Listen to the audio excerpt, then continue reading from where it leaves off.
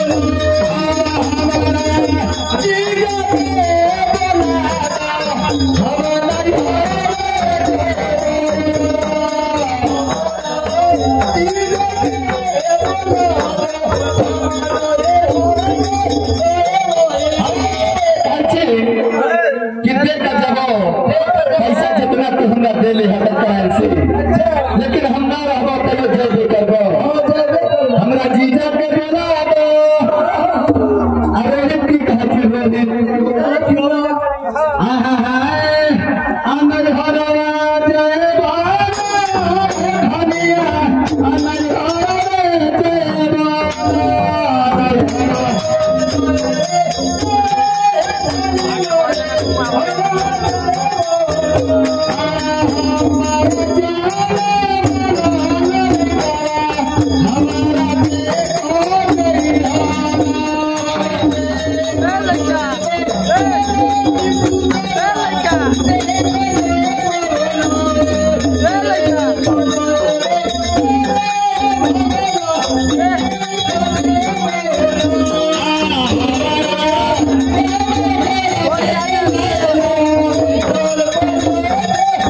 Yeah.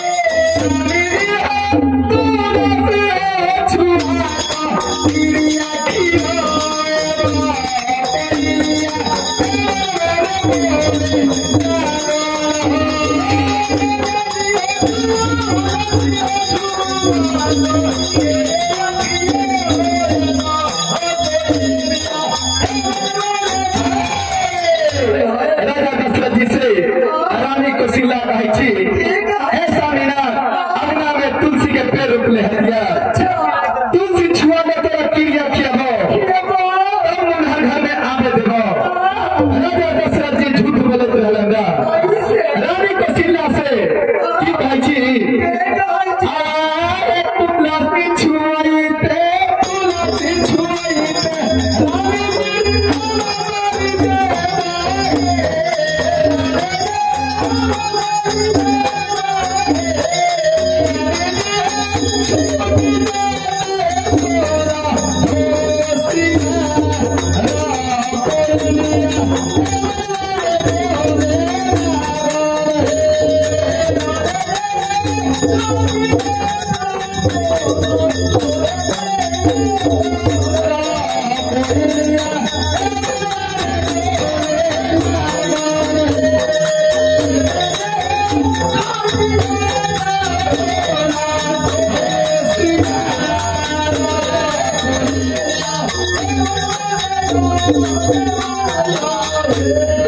प्रेम से बजे मैया की